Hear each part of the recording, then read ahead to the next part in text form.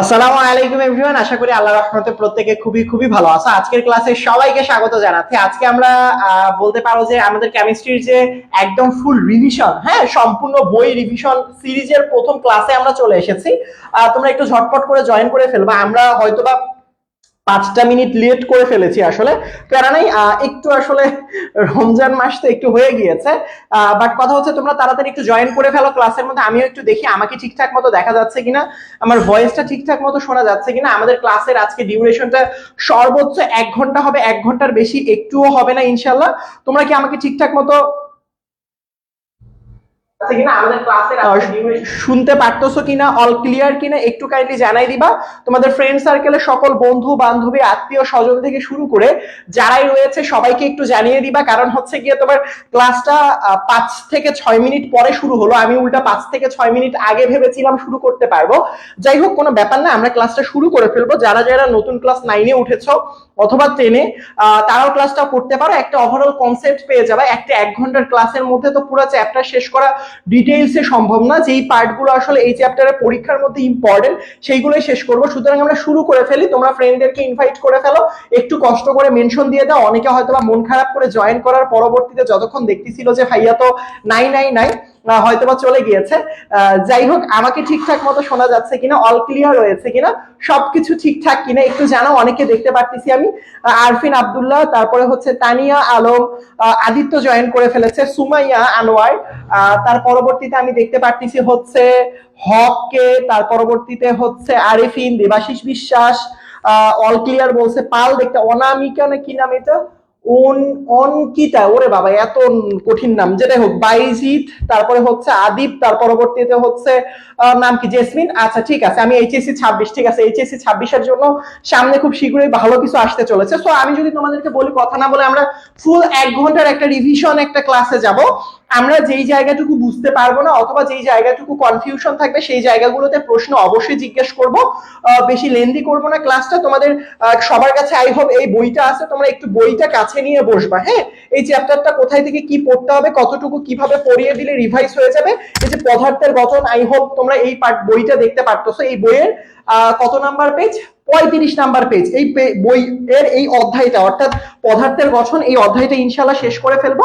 প্রথমেই যদি বলি এই চ্যাপ্টারটা থেকে আসলে কি কি বিগত বছরে এসেছে বা কি কি পড়বো।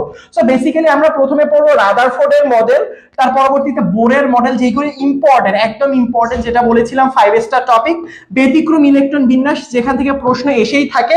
মৌলের গড় আপেক্ষিক পারমাণবিক ভর 2 ভাবে আসে, একটা পার্সেন্টেজ দিয়ে, একটা সরাসরি চলে আসে বিভিন্ন ভ্যালু দিয়ে। সো আমি বলবো হচ্ছে গিয়ে তোমার এই জিনিসগুলো এই চ্যাপ্টারের আজকে পড়াশোনা করবো ইনশাল্লাহ। তার পরবর্তীতে যদি বলি এই চ্যাপ্টারের কোন টপিক গুলো আসলে 5 স্টার মার্কা টপিক, আসলে আমি একটু এখানের মধ্যে স্টার চিহ্নর পাশাপাশি একটু 1 মিনিটের মধ্যে, আমি প্রত্যেকটা পার্টে 1 মিনিটের বেশি নিব না, 10-এর মধ্যে শেষ করি। সো আমি প্রথমে বলতে চাই এই যে অধ্যায়টা পদার্থের গঠন, এই অধ্যায়ের মধ্যে প্রথমে যদি বলি সব থেকে গুরুত্বপূর্ণ অধ্যায়টা শুরু হয়েছে মৌলিক পদার্থ কাকে বলে। আমি যদি এই বইটা কাছে রাখি তাহলে প্রথমে অধ্যায়টা খোলার পরে দেখবা যে মৌলিক পদার্থ এবং যৌগিক পদার্থ, এইগুলো আসলে সর্বোচ্চ সংজ্ঞার থেকে বেশি আসে না। মৌলিক মানে হচ্ছে যেটা আসলে ভাঙলে ওইটা ছাড়া কিচ্ছু পাওয়া যায় না। যৌগিক মানে যেটাকে ভাঙলে একাধিক জিনিস পাওয়া যায়। যেমন মৌলিক পদার্থের উদাহরণ হচ্ছে এই যে হাইড্রোজেন, এটাকে ভাঙলে শুধু হাইড্রোজেনই পাওয়া যায়। দেখো এখানে 2টা হাইড্রোজেন রয়েছে, তো এখানে ভাঙলে শুধু হাইড্রোজেন পাওয়া যায়। আর যদি তুমি হাইড্রোক্লোরিক অ্যাসিডকে ভাঙো, এখানে তুমি হাইড্রোজেন আর ক্লোরিন পাবা। তার মানে এটা হচ্ছে যৌগিক পদার্থ, এটা হচ্ছে মৌলিক পদার্থ। যেটা সেম জিনিস থাকে সেটা হচ্ছে মৌলিক, যেটা ডিফারেন্ট জিনিস সেটা যৌগিক। এটা সর্বোচ্চ সংজ্ঞাতে আসে। বাট আমি এটা লিস্টে রাখিনি কারণ তোমাদের পরীক্ষায় সব থেকে বেশি গুরুত্বপূর্ণ যেটা সেটা হচ্ছে লেটিন নাম। লেটিন নাম মানেটা কি ভাইয়া? লেটিন নাম হচ্ছে ওই যে সোডিয়াম, তারপর হচ্ছে নেট্রিয়াম বা এরকম কাপরুম, এরকম অনেকগুলো লেটিন নাম দিয়ে দিয়েছে। খুবই খুবই ইম্পর্টেন্ট এমসিকিউ এর জন্য, এটা সিকিউতে আসে না। পরমাণুর ভিতরের কোণা খুবই গুরুত্বপূর্ণ, ইলেকট্রনের ভর কত, চার্জ কত, এইগুলো আসলে এমসিকিউতে আসে, সিকিউতে কখনোই আসেনি, আসবেও না। রাদারফোর্ড পরমাণু মডেল নিয়ে যদি বলি এমসিকিউতে এ যাবৎকালীন রাদারফোর্ড পরমাণু মডেল নিয়ে খুব কম সংখ্যক এমসিকিউ প্রশ্ন এসেছে, কারণ রাদারফোর্ড পরমাণু মডেল থেকে তোমাদের সিকিউ প্রশ্ন দিয়ে দিয়েছে বরাবর। তার পরবর্তীতে বোর পরমাণু মডেল থেকে মোটামুটি এমসিকিউ এবং সিকিউ দুইটাই ইম্পর্টেন্ট। সেম ভাবে পরমাণু শক্তি স্তরের ইলেকট্রন বিন্যাস, মানে ইলেকট্রন বিন্যাস। সো সেটা এমসিকিউ এ খুবই ইম্পর্টেন্ট, সিকিউ তে তেমন একটা না, বাট উপশক্তি স্তরের ধারণা ওই যে এসপিডিএফ এগুলো হচ্ছে এমসিকিউ এ ইম্পর্টেন্ট, সিকিউ তে তেমন একটা না। তার পরবর্তীতে পরমাণুর ইলেকট্রন বিন্যাস নীতি মানে আউটবাউ নীতি, কোথায় আগে প্রবেশ করবে, ব্যতিক্রম ইলেকট্রন বিন্যাস খুবই গুরুত্বপূর্ণ, ব্যতিক্রম ইলেকট্রন বিন্যাস খুবই খুবই গুরুত্বপূর্ণ। এটা হচ্ছে সিকিউ এবং এমসিকিউ বোথ সাইডের জন্য। বুঝতে পেরেছি আমার কথা? এটা আসলে ভুল করা যাবে না, এটা আসলে ভুল করা যাবে না মানে না। তো সবাই একটু বলো যে তোমরা কি টপিক গুলো বুঝতে পেরেছো কি পারো নাই, বলো তোমরা একটু সবাই কাইন্ডলি বলো। তোমাদের কাছে কি বইটই আছে? তোমাদের কাছে কি বইটই আছে বলো তো, তোমাদের কাছে বই আছে? আমি একটু দেখে নিই তোমরা কি আসলে ক্লাসে মনোযোগ দিচ্ছ নাকি ফাঁকিবাজি করতেছো বাবা। হ্যাঁ, সো ফাঁকিবাজি কইরো না, ফাঁকিবাজি করলে নিজেই বিপদে পড়ে যাবা। সো যাই হোক, এখন দেখো ভালো করে খেয়াল করো, আইসোটোপ খুবই ইম্পর্টেন্ট। এই অধ্যায়ের আইসোটোপটা এমসিকিউ এর জন্য মারাত্মক লেভেলের ইম্পর্টেন্ট, বাট সিকিউ এর জন্য মানে সিকিউ এ তেমন একটা আসে না। আইসোটোপের ব্যবহার আসে, ব্যবহার, আইসোটোপের ব্যবহারের কথা যদি বলি তাহলে হচ্ছে মারাত্মক ইম্পর্টেন্ট সিকিউ এর জন্য 5 স্টার। এছাড়া যদি আমি বলি পারমাণবিক ভর, আপেক্ষিক পারমাণবিক ভর এমসিকিউ এ আসে, সিকিউ তে খুবই কম আসে। আইসোটোপের শতকরা হার থেকে গড় আপেক্ষিক পারমাণবিক ভর নির্ণয়, এটা তোমাদের এমসিকিউ এ টুকটাক আসে, বাট সিকিউ এর জন্য বেশি ইম্পর্টেন্ট। সুতরাং আমরা চ্যাপ্টার 3টা একদম আমি ওভারঅল একটা ধারণা দিয়ে দিলাম কোনটা পার্ট এমসিকিউ এর জন্য গুরুত্বপূর্ণ, কোনটা পার্ট সিকিউ এর জন্য গুরুত্বপূর্ণ, এইগুলো একটু মনে রাখবো আমরা ইনশাআল্লাহ। সো দেখো ভালো করে খেয়াল করো, এটা আমি লিখেই দিয়েছি। সো দেখো ভালো করে খেয়াল করো। সো আমি যখন আসবো একদম চ্যাপ্টারটা শুরু থেকেই শুরু করা যাক, যেহেতু ওভারঅল একটা কনসেপ্ট দিয়ে দিব, ধারণা দিয়ে দিব, যাতে করে কোনো একটা এমসিকিউ বা সিকিউ এর পার্ট এই বেসিক পার্ট থেকে বাদ না যায়। প্রথমে দেখো টপিকের নামটা আমি রেখে দিয়েছি লেটিন নাম, লেটিন নাম থেকে অনলি ফর এমসিকিউ। এখানে দেখো অনেকগুলো মৌলের লেটিন নাম রয়েছে, বাট বিগত বছর যদি আমরা অ্যানালাইসিস করি, মার্কারির লেটিন নাম, তারপরে হচ্ছে গোল্ড, হ্যাঁ লেডের নামটা, অরান আসে মাঝে মাঝে, সোডিয়াম, কপার, সিলভার, টিনটা কম আসে, আয়রনটা, টাংস্টেন আসতে পারে, আয়রনটা মাঝে মাঝে আসে। সুতরাং এখানে যেগুলো দাগিয়ে দিলাম না সেখান থেকে কি প্রশ্ন আসবে না এমসিকিউ এ? উত্তরটা হচ্ছে এরকমটা একদমই না, এরকমটা মোটেও না আসলে। কেন? কারণ হচ্ছে গিয়ে তোমার, আমি যদি তোমাকে বলি যে ভাইয়া এটা কি এমসিকিউ এবং সিকিউ এর জন্য কতটা ইম্পর্টেন্ট, আমাকে তোমাকে বলতে হবে যে ভাইয়া এই যে পার্টটা দেখতেছো এগুলো সবগুলো নামই গুরুত্বপূর্ণ, সবগুলো পার্টই আসলে গুরুত্বপূর্ণ। সো এইগুলো এমসিকিউ একটা যদি মিস করতে না চাও, এই জায়গাটা মিস করা যাবেই না, যাবেই না, যাবেই না। তো এটা পার্ট গেল। তার পরবর্তীতে যদি বলি পরমাণুর ভিতরের কণা, এগুলো কিন্তু বই থেকে ছবি তোলা আসলে, এগুলো কিন্তু বইয়ের পার্ট, এগুলো একটু দাগিয়ে নিবা, মারাত্মক ইম্পর্টেন্ট এগুলো। সো দেখো এখানের মধ্যে সব থেকে গুরুত্বপূর্ণ হচ্ছে ইলেকট্রনের পার্টটা, ইলেকট্রনের চার্জটা মুখস্থ রাখতে হবে এবং ইলেকট্রনের ভরটা মনে রাখতে হবে। তবে একটা কথা বলি, আমি যখন ইলেকট্রনের ভরটা পড়বো দুইটা এককই পড়বো, অর্থাৎ ইলেকট্রনের ভর পড়লে 9.1 গুণন 10⁻³ মানে 28 গ্রামও পড়বো, আবারও 9.1 ইন্টু 10⁻³ কেজি, এই দুইটা এককই পড়বো। বুঝতে পেরেছি? তাহলে কয়টা একক পড়বো? দুইটা, একটা হচ্ছে -28 আর একটা হচ্ছে -31, দুইটা ইম্পর্টেন্ট। বাকিগুলোর ক্ষেত্রে প্রোটন দেয় না নিউট্রন দেয়, এগুলো চার্জ, এগুলো প্রকৃত ভর, এগুলো মুখস্থ রাখতে হবে। এখন এগুলো বুঝানোর কিছু নেই, শেষ সময় মুখস্থ রাখতে হবে, মুখস্থ রাখতে হবে, মুখস্থ রাখতে হবে, এটা ছাড়া কোনো অপশন নাই আসলে। সো পরমাণুর ভিতরের কণাটা খুবই গুরুত্বপূর্ণ। এরপরে যদি বলি পারমাণবিক ভর নামের একটা অপশন আছে। সো এই বুড়া বয়সে আসলে পারমাণবিক ভর পড়ানোর সময় নেই এক্স্যাক্টলি। এই বুড়া বয়সে এসে পারমাণবিক ভর মানে প্রোটন এবং নিউট্রন সংখ্যার যোগফল হচ্ছে ভর সংখ্যা, প্রোটন সংখ্যা যদি ভর সংখ্যা থেকে বিয়োগ করি পাওয়া যায় নিউট্রন সংখ্যা, এগুলো রিডিং করতে হবে। এগুলো যদি আসে এইগুলো হচ্ছে রিডিং করতে হবে। বুঝতে পেরেছো আমার কথা? সুতরাং আমি যদি মানে হচ্ছে পরমাণুর মডেল নিয়ে বলি, আমি যদি তৃতীয় চ্যাপ্টার নিয়ে কথা বলি, পদার্থের গঠন নিয়ে কথা বলি, একটা প্রশ্ন তুমি ধরে রাখো, রাদারফোর্ড এবং বোর পরমাণু মডেল থেকে থাকবেই থাকবে, একদম শতভাগ নিশ্চিত। রাদারফোর্ড এবং বোর পরমাণু মডেল থেকে এই যে দেখতেছো পরমাণুর মডেল, এটা শতভাগ থাকবে।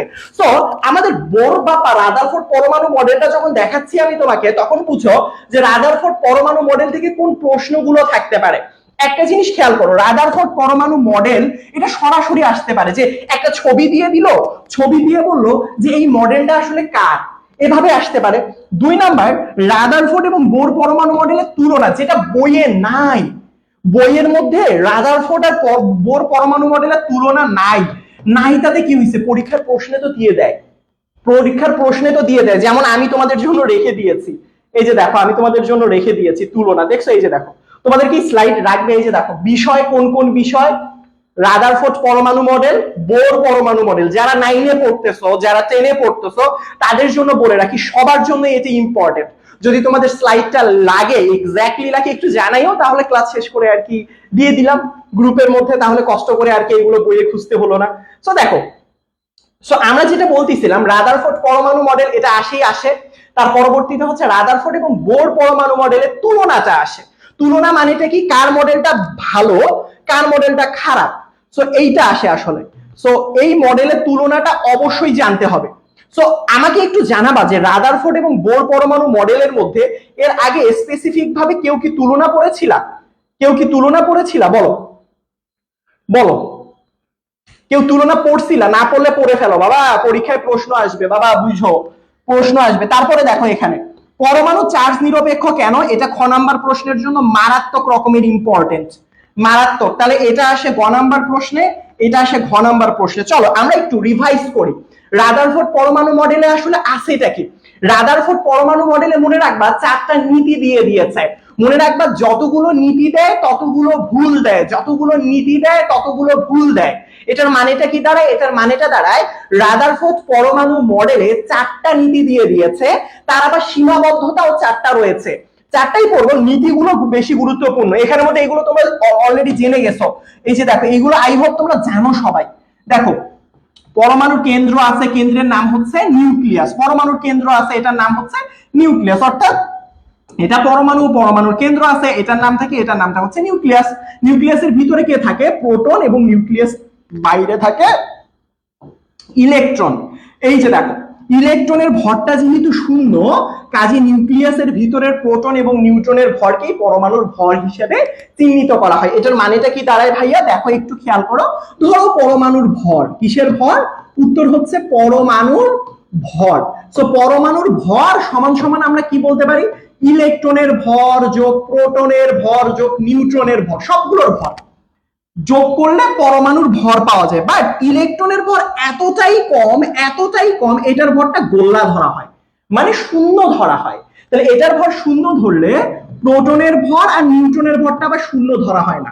অর্থাৎ প্রোটন এবং নিউট্রনের ভরটাই হচ্ছে অ্যাকচুয়ালি পরমাণুর ভর। এটা কিন্তু মনে রাখবা, এটা মাঝে মাঝে প্রশ্নে দিয়ে দেয় এমসিকিউতে। বেশিরভাগ জায়গায় আসলে পরমাণুর ফাঁকা থাকে, এটা তোমরা জানো যে এই যে দেখো, এই জায়গাগুলো ম্যাক্সিমাম সময় কি থাকে? ফাঁকা থাকে। এগুলো জানা কথা। সৌরজগৎকে কেন্দ্র করে একটা জিনিস সবসময় মনে রাখবা, রাদারফোর্ড পরমাণু মডেলটাকে সৌরজগতের সাথে তুলনা করা হয়েছে। সৌরজগৎ, সোলার সিস্টেম, তাই রাদারফোর্ড পরমাণু মডেলটাকে সোলার সিস্টেম মডেল বলা হয়। তারপরে হচ্ছে সৌর মডেল বলা হয়, মানে সৌর মডেল বলা হয়। তাহলে কয়টা মডেল বলা হয়? 2টা। সব সময় মনে রাখবা, রাদারফোর্ড পরমাণু মডেলকে 2টা নামে চিহ্নিত করা হয়, একটা হচ্ছে সোলার সিস্টেম মডেল, একটা হচ্ছে সৌর মডেল। কেউ যদি এটা ভুল করো তাহলে কিন্তু খবর আছে পরীক্ষার মধ্যে বাবা। সো এই জন্য এটা থেকে মনে রাখবা, নিউক্লিয়াসকে কেন্দ্র করে ইলেকট্রন গুলো ঘুরছে, পরমাণুর চার্জ শূন্য, এটা আমরা পড়তেছি একটু পরে। সো দেখো এখানের মধ্যে ভালো করে খেয়াল করো, সেটা হচ্ছে ধনাত্মক চার্জবাহী নিউক্লিয়াসের প্রতি নিউক্লিয়ার চার্জ, এগুলো তোমরা পড়বা, রিডিং করে ফেলবা। তবে এখানের মধ্যে ইম্পর্টেন্ট হচ্ছে মডেলটাকে সোলার সিস্টেম মডেল অথবা সৌর মডেলও বলা হয়, খুবই ইম্পর্টেন্ট। এটাকে নিউক্লিয় মডেলও বলা হয়। এগুলো এমসিকিউ এর জন্য যে কি ইম্পর্টেন্ট রে বাবা, এটা আমি তোমার কেমনে বোঝাই। আর বাইরের গুলো, এগুলো কিন্তু মুখস্থ রাখতে হবে। 4টা নীতি মুখস্থ রাখতে হবে, 4টা নীতি মুখস্থ রাখতে হবে, মুখস্থ রাখা ছাড়া কোনো উপায় নাই। দেখো তার পরবর্তীতে দেখো, আমার নেক্সট যে টপিকটা সেটা হচ্ছে পরমাণু চার্জ নিরপেক্ষ কেন। খুবই গুরুত্বপূর্ণ, যেটা রাদারফোর্ড পরমাণু মডেল থেকে আমরা জানতে পারি। কি জানতে পারি? পরমাণু কেন চার্জ নিরপেক্ষ। পরমাণুর মধ্যে যতগুলো, ধরো আমার পরমাণুর মধ্যে যদি 10টা ইলেকট্রন থাকে, সেই পরমাণুর মধ্যে 10টা প্রোটনও থাকবে, মানে কোনো একটা পরমাণু random, sodium, potassium, rubidium, caesium, francium নাকি আর্গন, কোনটা ধরবা তোমার ব্যাপার।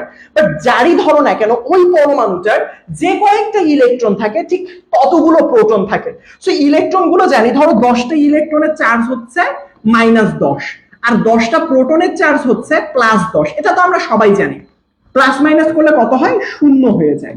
প্লাস মাইনাস করলে কত হয়ে যায়, শূন্য হয়ে যায়। প্লাস মাইনাস করলে কত হয়ে যায়, শূন্য হয়ে যায়। তার মানে আমরা এখান থেকে কি রিক্যাপ করতে পারতেছি যে ভাইয়া ইলেকট্রন আর প্রোটন যেহেতু সমান সংখ্যক থাকে, এটা কিন্তু গুছায় লিখতে হবে।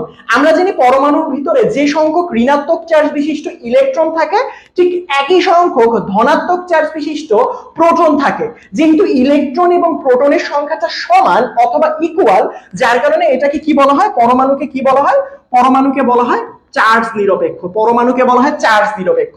এইটা খুবই সুন্দর করে গুছায় লিখতে হবে বাবা। দেখো বোর্ড পরীক্ষায় একটা নাম্বার যে কি গুরুত্বপূর্ণ, তোমার বোর্ড পরীক্ষায় এটা আসা, যে কোনো বোর্ড ভাই এটা আসবে, একদম নিশ্চিত থাকো বাবা। পরমাণু চার্জ নিরপেক্ষ কেন, এটা তুমি কমন পাবা। হয়তো বা সিলেট বোর্ড না আসলে রাজশাহী বোর্ডে আসবে, রাজশাহীতে না আসলে ঢাকা বোর্ডে আসবে, ঢাকা না আসলে কুমিল্লা বোর্ডে আসবে, তবে এটা আসবেই আসবে, মনে রাখো এটা। তারপরে যদি বলি বোর পরমাণু মডেল, সো বোর পরমাণু মডেলটাও একইভাবে খুবই গুরুত্বপূর্ণ। এখন আমরা যেহেতু মোটামুটি 15 মিনিট সময় পার করে ফেলেছি, তাই আমরা বলবো যে বোর পরমাণু মডেলটা আমাদেরকে কি বুঝায় আসলে।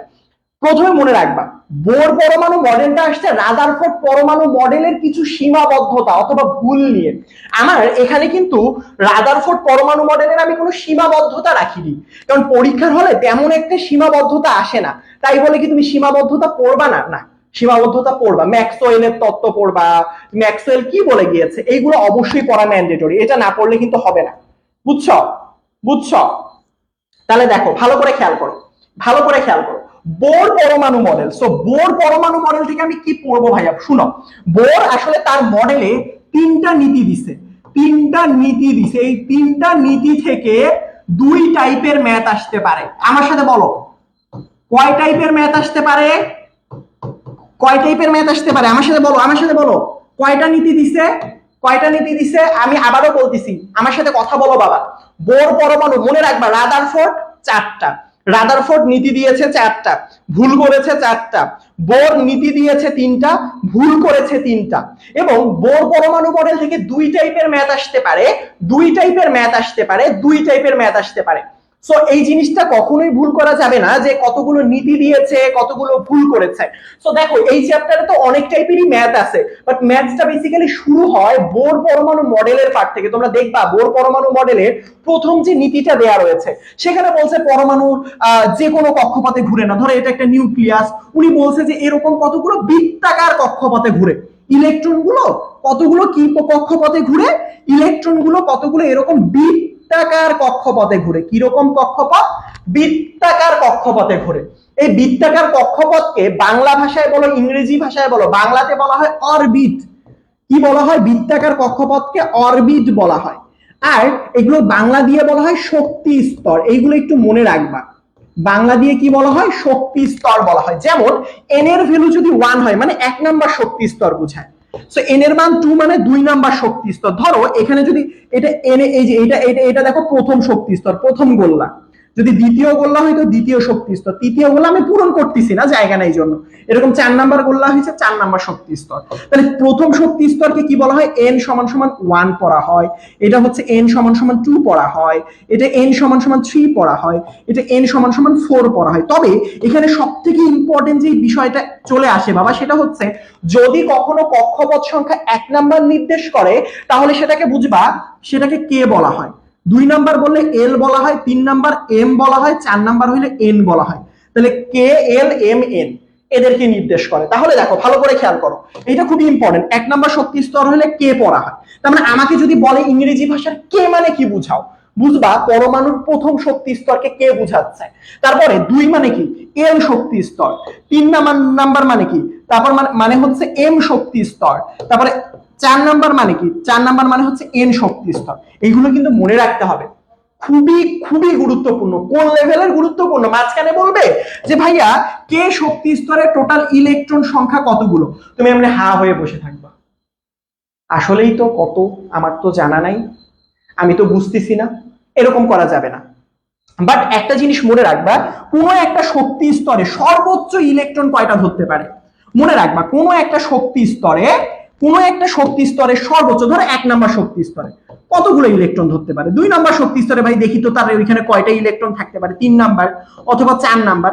এইগুলোর জন্য একটা সুন্দর সূত্র আছে, সেটা হচ্ছে 2n স্কয়ার, 2n স্কয়ার যেখানেই তোমাকে যেই নাম্বার শক্তি স্তরে বলুক, বাট এটা 4টা শক্তি স্তরের জন্য প্রযোজ্য, 5 নাম্বার শক্তি স্তর না, এটা পরীক্ষাতে আসবেও না।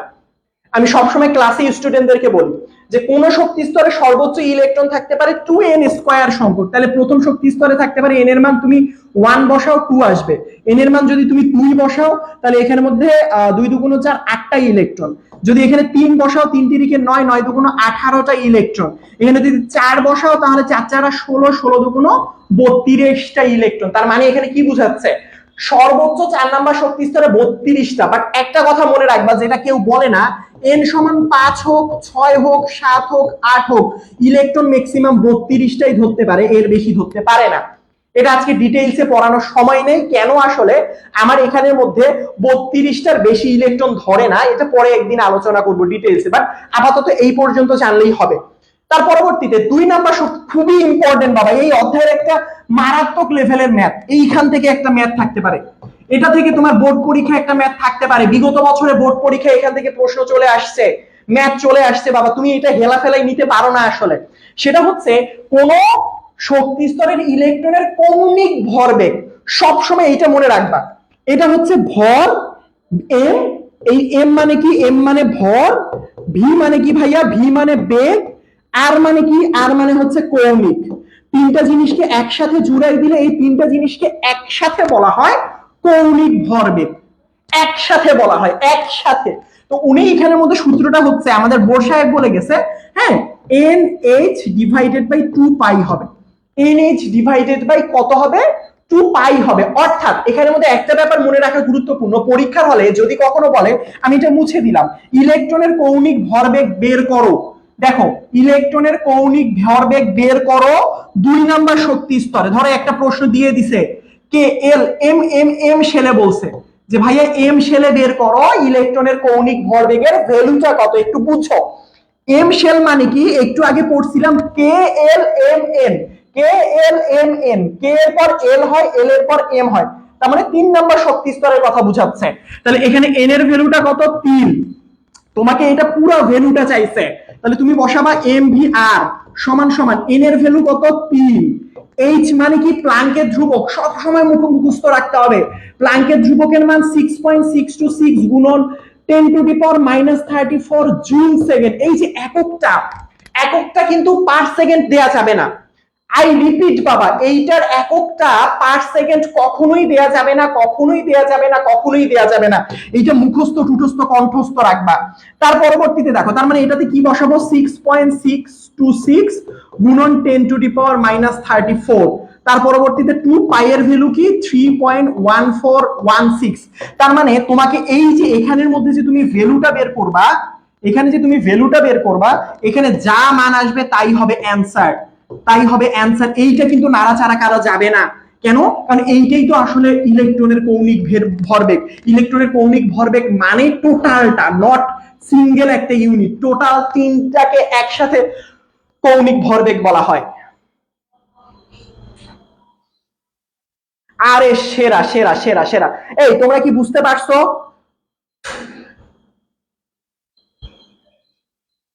বলো বলো বলো বলো বলো বলো। হ্যাঁ হ্যাঁ, ওটা অন্য এককে দেয়া আছে, পার কেজি ওইটাও দিতে পারো, জুল আমি জুল ইউনিটে দিছি, প্যারা নাই, জুলটাকে ভেঙে কেজি দিছে, বাট এটা মনে রাখবা, জুল সেকেন্ডটা মনে রাখবা।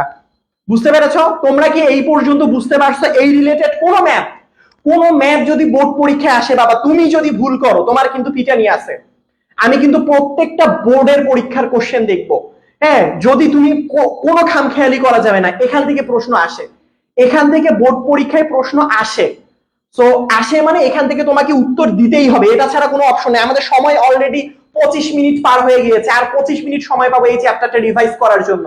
দেখো পরমাণুর মডেলের মধ্যে আরেকটা কথা বলছে, উনি বলছে যে ধরো কোনো একটা যদি কক্ষপথ থাকে, পরমাণুর কক্ষপথ, দেখো এটা একটা কক্ষপথ, এটা আরেকটা কক্ষপথ, ধরো এই যে দেখো এইটা একটু বুঝো, যারা যারা এতদিন বুঝো নাই, এটা হচ্ছে 1 নাম্বার কক্ষপথ, এটা হচ্ছে 2 নাম্বার কক্ষপথ, এই 2 নাম্বারটা বেশি জন্য এটাকে বলা হয় উচ্চ কক্ষপথ, এই 2 নাম্বারটা বড় জন্য এই 2 নাম্বারটাকে বলা হয় উচ্চ কক্ষপথ, আর 1 নাম্বারটাকে বলা হয় নিম্ন কক্ষপথ, হ্যাঁ, নিম্ন কক্ষপথ বলা হয়। একটা জিনিস মনে রাখবে এখানের মধ্যে, ভালো করে বুঝো, যদি ইলেকট্রন 1 নাম্বার থেকে 2 নম্বরে আসে, এই যে এভাবে দেখাই দিলাম, 1 নাম্বার থেকে 2 মানে নিম্ন থেকে উচ্চতে যাচ্ছে, নিম্ন কম থেকে বেশির দিকে যাচ্ছে। ধরো তোমার কাছে 2 টাকা ছিল, তুমি 20 টাকা লাভ করতে চাও, 18 টাকা তোমাকে শোষণ করতে হবে না, নাকি 2 টাকাই ছেড়ে দিবা? এমন তো কোনো অপশন নাই। সো তুমি যদি কম থেকে বেশির দিকে যেতে চাও, তাহলে শক্তি কি করতে হবে? শক্তি শোষণ করতে হবে। শক্তি কি করতে হবে? শোষণ। এটা খুবই ইম্পর্টেন্ট কথা বাবা। নিম্ন শক্তি স্তর থেকে উচ্চতে গেল, কম ছিল আমার বেশিতে যাব, তাহলে বেশিতে গেলে আমাকে শোষণ করতে হবে। সেম একই ভাবে আমি যদি কখনো এরকমটা করি, আমি যদি ভাইয়া এই যে উচ্চ থেকে, এই যে এটা কি উচ্চ, উচ্চ থেকে এটা কি, এটা হচ্ছে নিম্ন, 1 নাম্বারটা নিম্ন, তাহলে আমি যদি উচ্চ থেকে আস্তে আস্তে নিম্নর দিকে যাই, তাহলে কি হবে ভাইয়া? তখন তোমার কাছে বেশি আছে, তুমি উচ্চ মানে তোমার কাছে 20 টাকা আছে, এবং আমাকে তোমার দেখাইতে হবে তোমার কাছে 2 টাকা আছে। তুমি 18 টাকা খরচ করে দিবা না? ছেড়ে দিবা না? ছেড়ে দিবা তো, বের করে দিবা তো। তাহলে তোমার এখানে কি করতে হবে? শক্তি বিকিরণ করতে হবে। কি করতে হবে? বিকিরণ করতে হবে। কি করতে হবে? বিকিরণ করতে হবে। এইটা মনে রাখা খুবই গুরুত্বপূর্ণ। এখন তুমি আমাকে প্রশ্ন করতে পারো, ভাইয়া আমি কতটুকু শক্তি শোষণ করব, কতটুকু শক্তি বিকিরণ করব, কিভাবে বুঝবো? আসলে আসো বুঝাই দেই। শক্তি শোষণ বা বিকিরণে সুন্দর একটা সূত্র দিছে, এইচ এফ সমান সমান এইচ সি বাই ল্যামডা। এটা এভাবে মনে রাখবা, কতটুকু শক্তি শোষণ হতে পারে সেটা আসলে প্রথমে আমরা ডিপেন্ড করে ই সমান সমান, আমরা মনে রাখবো ই সমান সমান H C divided by lambda. এটা হচ্ছে শক্তির পরিমাণ। ল্যামডা মানে কি? ল্যামডা মানে হচ্ছে তরঙ্গ দৈর্ঘ্য। কি? তরঙ্গ দৈর্ঘ্য। তারপরে এই সি মানে আলোর বেগ। আলোর বেগ কত? 3 গুণন 10⁸ মিটার পার সেকেন্ড। এইচ মানে কি? প্ল্যাঙ্কের ধ্রুবক 6.626 গুণন 10⁻³ জুল সেকেন্ড। এইগুলা যদি তুমি শুধুমাত্র প্রশ্ন থেকে, প্রশ্নের মধ্যে যদি এই ভ্যালুটা দিয়ে দেয়, ল্যামডার ভ্যালুটা দিয়ে দেয়, তুমি ঠাস করে বসাবা। বাট ল্যামডার এককটা আসলে মিটার এককে রাখতে হবে। কেন? কারণ তুমি এখানে লাইটের যে মানে হচ্ছে বেগ, এখানে মিটার পার সেকেন্ড, মিটার ব্যবহার করছো, যার কারণে এখানেও তোমাকে এটাকে মিটার এককে রাখতে হবে। ক্লিয়ার করতে পারছি? ক্লিয়ার করতে পারছি? Very good, very good. তার মানে এটা ছাড়াও, হ্যাঁ এটা ছাড়াও তুমি ই সমান সমান আবার এইচ এফ লিখতে পারো। ধরো ই সমান সমান এইচ এফ লিখতে পারো। হ্যাঁ, এফ মানে কি? এফ মানে হচ্ছে কম্পাঙ্ক। কি বলছি? কম্পাঙ্ক। কম্পাঙ্ক বানানি ভুল করলেন এই বুড়া বয়সে এসে। দেখো কি বলবো? ক ময় পয় আকার ওময় ক, কম্পাঙ্ক। তাহলে ই সমান সমান আমরা কি লিখতে পারি? এইচ এফ সমান সমান এইচ সি বাই ল্যামডা। পরে তুমি চাইলে এখান থেকে যেটা করতে পারো এক্স্যাক্টলি, এখানের এইচ এখানের এইচ কাটাকাটি করলে এফ সমান সমান সি বাই ল্যামডাও পেয়ে যেতে পারো। এই টাইপের জিনিসগুলো একটু নিজেকে পড়তে হবে। সো আমি কি বলেছি তোমাদেরকে? প্রথমে 2 টাইপের ম্যাথ আসে, 2 টাইপের ম্যাথ আসে। সো 2 টাইপের যে ম্যাথ আসে, 2 টাইপের ম্যাথের মধ্যে বোর পরমাণু মডেলের প্রথম টাইপ হচ্ছে mvr = nh/2 পাই, এটা দিয়ে আসে। আরেকটা হচ্ছে ই সমান সমান hc ডিভাইডেড বাই ল্যামডা। ল্যামডার ভ্যালু দিতে পারে, শক্তির মান দিতে পারে, ল্যামডার ভ্যালু বের করতে হবে। ল্যামডার ভ্যালু দিতে পারে, শক্তির মান বের করতে হবে। এইটুকুই শেষ সময় এসে একটু মাথায় রাখা উচিত আমি মনে করি, তাছাড়া ভালো রেজাল্ট করা সম্ভব না। তো সো এবার আসো কাঙ্ক্ষিত জিনিসপত্রে। কাঙ্ক্ষিত জিনিসপত্র মানে ভাইয়া কি বুঝাইলেন? কাঙ্ক্ষিত জিনিসপত্র মানে বোর এবং রাদারফোর্ড পরমাণু মডেলের পার্থক্য। এটা তোমাদের নিজেদেরকেই পড়তে হবে। তুমি যদি বোর পরমাণু মডেল পড়ো, রাদারফোর্ড পরমাণু মডেল পড়ো, এইটা নিজে থেকেই গুছিয়ে লেখা উচিত, নিজের ভিতরেই আসা উচিত দুইটার মধ্যে পার্থক্য কতটা, এটা নিজের ভিতরেই আসা উচিত। এখন তোমরা আমাকে একটু বলো প্লিজ, এইটা কি তোমাদের স্লাইড লাগবে? তোমরা বলো তো বাবা, বলো বলো বলো, তোমাদের কি স্লাইড লাগবে? বলো। মাশাআল্লাহ, অলমোস্ট প্রায় 300 জন স্টুডেন্ট তোমরা আমার ক্লাস করতেছো। আমি এই মাসে ঘেমে টেমে, হ্যাঁ ঘেমে টেমে একাকার অবস্থা, উফ হাঁপাই গেলাম কথা বলতে বলতে। সো আমি যেটা বলতে চাচ্ছি, দেখো এই শেষ সময় এসে তোমরা অনেকে বলো যে ভাইয়া, যে তোমরা বলো যে ভাইয়া আসলে যে জিনিসটা সেটা হচ্ছে যে রমজান মাস রোজা রেখে আসলে হচ্ছে এত কষ্ট করে আমার আসলে শরীর কুলায় না। তোমরা একটু আমার দিকে তাকাইতে পারো। আমি নিজের নামে কোনো তেলবাজি বা পামবাজি করতেছি না। আমি বলতে পারি যে দেখো আমি ধরো হচ্ছে এই রোজা রেখে মোটামুটি বলতে পারো হচ্ছে গিয়ে তোমার ডেইলি কমপক্ষে 15 কিলোমিটার তো সাইকেল চালাই। সো সাইকেল চালায়, 15 কিলোমিটার সাইকেল চালায় রোজার উঠে, মানে আমার উঠে শরীরটা চলতেছিল না, কিন্তু মনে হচ্ছিল তোমাদের পরীক্ষা, আমার এখানে তোমাদের জিনিসগুলো রিভাইজ করতেই হবে। একদম এসে দাঁড়ায় গেছে, হয়তো বা 5 মিনিট লেট হয়ে গিয়েছে, বাট তোমাদের পরীক্ষা, পরীক্ষা কিন্তু লাইফে একবারই দিবা এসএসসি, কারো তো এখানে ইচ্ছা নাই দুইবার দেওয়ার, তাই না? সো যদি কোনোভাবে ধরো কেমিস্ট্রিতে 80 পাইলেও এ প্লাস পাওয়া যায়, কেমিস্ট্রিতে 80 পাইলেও এ প্লাস পাওয়া যায়, 99 পাইলেও এ প্লাস পাওয়া যায়, আমি বিশ্বাস করি সবাই 80 পাবা, কিন্তু 99 কারা পাবা? কারা চাও আসলে 99? সবাই চাও, আমি আশা করি সবাই চাও। এই কনফিডেন্সটা রাখতে হবে, এই কনফিডেন্সটা রাখতে হবে, তাছাড়া মুশকিল আসলে, বুঝছো? পরিশ্রম করার মন মানসিকতা রাখতে হবে, তোমার কনফিডেন্স রাখতে হবে। আমি যখন নামাজ পড়ে আসতেছিলাম সিঁড়ি দিয়ে আমার বাসা 5 তলায় উঠতেছিলাম, আমার শরীর চলতেছিল না, আমার মনে হচ্ছিল 10 মিনিট পর ক্লাস, বিছানায় গিয়ে শুয়ে পড়ি। মনে হচ্ছে না, তুমি তোমার মাইন্ড বা ব্রেনটাকে যেভাবে সেট আপ দিবা, সেভাবেই আসলে তোমার মাইন্ড বা সেট আপ, তোমার শরীরটা সেভাবেই চলবে। যদি মনে করো অনেক পড়ছি, যাই একটু শুয়ে পড়ি, হবে না, হবে না, হবে না। তুমি ওই 99 জনের দলে পড়তেছো যারা আসলে দিন শেষে ভালো রেজাল্ট করবে কোন রকম টানাটানি, তুমি ওই 1%-এর দলে পড়ো, যে এখন থেকে ইচ্ছা করে দেখে হচ্ছে গিয়ে তো স্বপ্ন দেখে বুয়েট নিয়ে, এখন থেকে স্বপ্ন দেখে মেডিকেল নিয়ে, এখন থেকে স্বপ্ন দেখে অক্সফোর্ড নিয়ে, সে 1%-এর দলে পড়ো। বুঝতে পারছো আমার কথা? বাংলাদেশে কয়জন অক্সফোর্ডে পড়তে যাইতে পারছে? তোমরা মুনজারিন আপু ছাড়া কাকে চিনো? তুমি ফ্রন্ট লাইনে আসো, মুনজারিন আপুর পরে তুমি ফ্রন্ট লাইনে আসো। বুঝতে পারছো? মুনজারিন আপু তো হচ্ছে শুধু ক্লাস দেখেছো, বাট ওনার পেছনের পরিশ্রমটা তো তুমি দেখো নাই। পরিশ্রম করতে হবে, সবাই এসএসসি পরীক্ষা দিবে, সবাই এ প্লাস পাবে কম বেশি, সবাই পাবে না, যারাই এ প্লাস পাক সবাই কিন্তু বুয়েট মেডিকেল ঢাবিতে চান্স পাবে না। ফ্রিকোয়েন্সি হচ্ছে কম্পাঙ্ক, এই যে এফ তে হচ্ছে ফ্রিকোয়েন্সি, এফ কম্পাঙ্ক, কতবার কাপাকাপি করবে, কতবার কাপাকাপি করবে, এটা তোমাদের ফিজিক্স ভাইয়া ভালো করে বলতে পারবে। বুঝছো? তোমাদের ফিজিক্স ভাইয়া আরো ভালো করে বুঝাবে, এটাতে তেমন একটা না, আমি এটা স্লাইড দিয়ে দিব ক্লাসে। এখন ইলেকট্রন বিন্যাস, আমাকে সত্যি করে বলো, এখানে ক্লাস 9 এর স্টুডেন্ট ছাড়া কারা কারা ইলেকট্রন বিন্যাস পারো? পারো কারা কারা ইলেকট্রন বিন্যাস? আমি তো 9 এর স্টুডেন্টের জন্য এখন যদি তোমাদেরকে আমার সময়, আমি তোমাদেরকে আর 22 মিনিটের মধ্যে ছেড়ে দিব এই চ্যাপ্টারটা শেষ করে। আমাকে একটু সত্যি করে বলো, ইলেকট্রন বিন্যাস পারো? যারা ক্লাস 10-এ পড়ো তাদেরও পারা উচিত, নাহলে তো পিটানি দেওয়া উচিত, এবং যারা এখন এসএসসি পরীক্ষা দিবে তাদের তো শতভাগ পারা উচিত। সুতরাং এখানের মধ্যে পরমাণু শক্তি স্তরের ইলেকট্রন বিন্যাস মানে কি?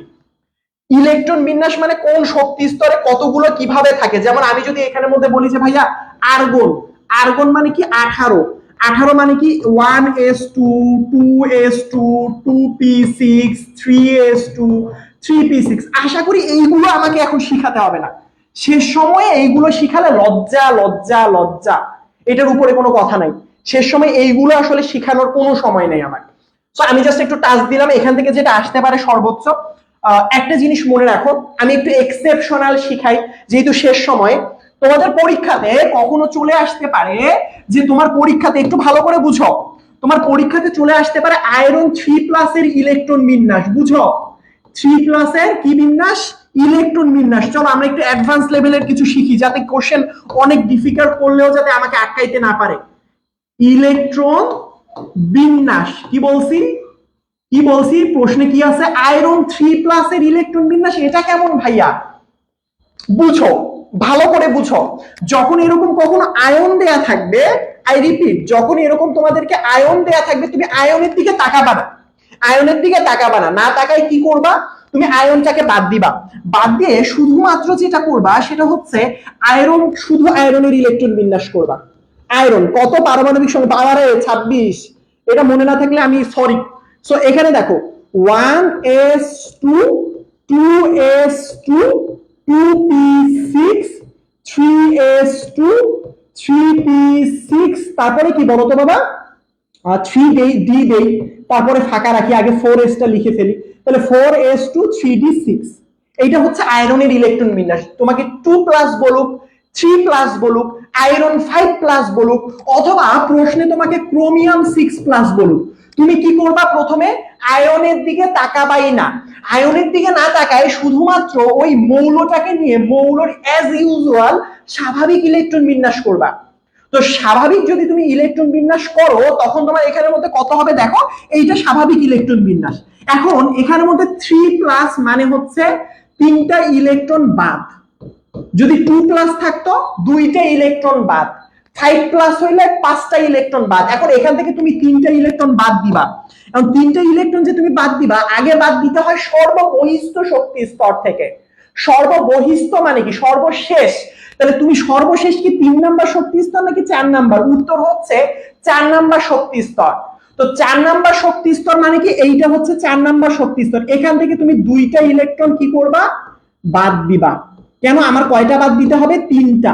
এখান থেকে 2টা বাদ আর এখান থেকে 1টা বাদ, তাহলে টোটাল 3টা বাদ হয়ে যাবে। তাহলে এখানের এইটা দেখতে কি রকম হবে? তাহলে এখান থেকে 3টা বাদ হইলে 4s0, তাহলে 3d থেকে বাদ দিলে কত হয়? 3d5। অ্যাজ ইউজুয়াল বাকিগুলা এখানের মধ্যে বসে যাবে, অ্যাজ ইউজুয়াল বাকিগুলো এখানে বসে যাবে। তোমরা কে কে বুঝতে পারছো? আমাকে একটু বলো, তোমরা কি বুঝতে পারছো? বুঝতে পারছো? একজন বলছে কপার 2+ এর ইলেকট্রন বিন্যাস কি হবে? খুবই সুন্দর প্রশ্ন করছে। আমি ভাবছিলাম আয়রন 2+ এরটা দেখাই দিব। যদি আমি এখানের মধ্যে আয়রন 2+ লিখতাম তাহলে কি হইতো? আয়রন 2+ লিখলে কি হইতো? 2টা বের করতে হইতো, তো 2টা তো এখান থেকেই বাদ দিলেই তো হয়ে যায়। এই যে 3d থেকে তো আসতে হয় না, তখন আমার কি করতে হবে?